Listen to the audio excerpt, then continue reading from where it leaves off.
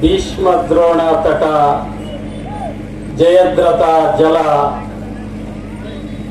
ಗಾಂಧಾರಿ ಲೋಪಾಲ ಶಲ್ಯ ಗ್ರಹಕಿ ಅಶ್ವತ್ಥಾಮ ವಿಕರ್ಣ ಮಕರ ಸ್ತೋತ್ತೀರ್ಣ ಕರಪಾಂಡವೈ ರಣನದಿ ಕೈವರ್ತಕಂ ಕೇಶವಂ.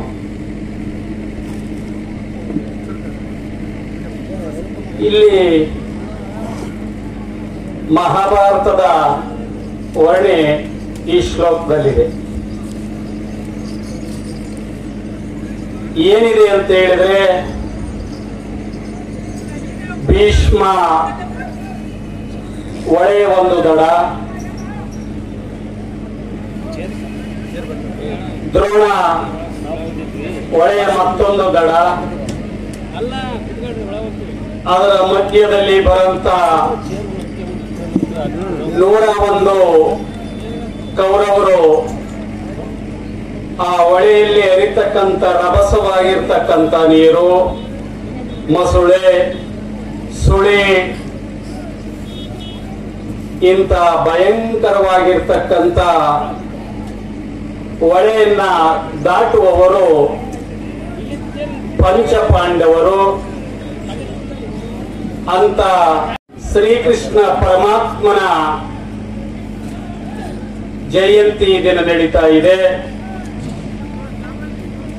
ಆ ಜಯಂತಿಯ ಶುಭಾಶಯಗಳನ್ನ ವೇದಿಕೆ ಮೇಲಿರ್ತಕ್ಕಂಥ ಸಾನ್ನಿಧ್ಯ ವಹಿಸಿರ್ತಕ್ಕಂಥ ಪರಮ ಪೂಜ್ಯರಾದಿಯಾಗಿ ಎಲ್ಲ ಮಹನೀಯರಿಗೆ, ವೇದಿಕೆ ಮುಂಭಾಗದಲ್ಲಿರ್ತಕ್ಕಂಥ ಮಾಧ್ಯಮ ಮಿತ್ರರಾದಿಯಾಗಿ ಎಲ್ಲ ಮಹನೀಯರಿಗೆ ಶುಭಾಶಯಗಳನ್ನ ಹೇಳಕ್ಕೆ ಬಯಸಿ, ಈ ಒಂದು ಕಾರ್ಯಕ್ರಮದ ದಿವ್ಯ ಸಾನ್ನಿಧ್ಯವನ್ನ ವಹಿಸಿರ್ತಕ್ಕಂಥ ನಮ್ಮ ನಿಮ್ಮೆಲ್ಲರ ಆರಾಧ್ಯ ದೈವ, ಯಾವತ್ತೂ ಈ ಸಮಾಜವನ್ನ ಎಂದು ಪರಮ ಪೂಜ್ಯರು ಈ ಸಮಾಜದ ಧರ್ಮಾಧಿಕಾರಿಗಳಾಗಿ ಅಧಿಕಾರವನ್ನು ವಹಿಸಿಕೊಂಡು ಅಂದಿನಿಂದ ಇಂದಿನವರೆಗೂ ಮುಂದೆ ಸಹ ಒಂದು ಕಾಲದಲ್ಲಿ ಈ ಸಮಾಜಕ್ಕೆ ಗುರು ಇರಲಿಲ್ಲ, ಗುರಿ ಇರಲಿಲ್ಲ, ಸಾಗುತ್ತಿತ್ತು ಕುರಿಗಳ ಹಿಂಡು.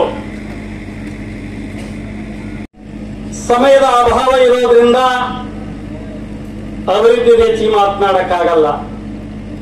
ಅಭಿವೃದ್ಧಿದು ಮಾತನಾಡಕ್ ಹೋದ್ರೆ ಧರ್ಮದ ಮಾತನಾಡಕ್ಕಾಗಲ್ಲ. ಹಾಗಾಗಿ ಸಾಕಷ್ಟು ಸಮಯ ಆಗಿದೆ, ಬಹಳ ಜನ ಹಸಿವಾಗಿದೆ. ಆದರೂ ಇವತ್ತು ಇದು ಉದ್ದೇಶ ಈಡೇರಬೇಕು, ಈ ಕಾರ್ಯಕ್ರಮ ಇಲ್ಲೇ ನಡಿಬೇಕು ಅನ್ನಂತ ಸಮಾಜದ ಸಂಘದ ಮುಖ್ಯಸ್ಥರ ಮುಖಾಂತರ ಮಾಡಿದ್ದು ತುಂಬಾ ಯಶಸ್ವಿಯಾಗಿದೆ. ಹಾಗಾಗಿ well begin is of done ಅಂತಾರೆ. ಪ್ರಾರಂಭ ಚೆನ್ನಾಗಾದ್ರೆ ಅಂತ್ಯ ಚೆನ್ನಾಗಾಗ್ತದೆ. ನಾವೆಲ್ಲ ಹಳ್ಳಿಯಿಂದ ಬಂದಿರೋರು, ಹಳ್ಳಿಗಳಲ್ಲಿ ನಾಟಕ ಆಡ್ತೀವಿ. ನಮ್ದೊಂದು ಕಲ್ಪನೆ ಇದೆ.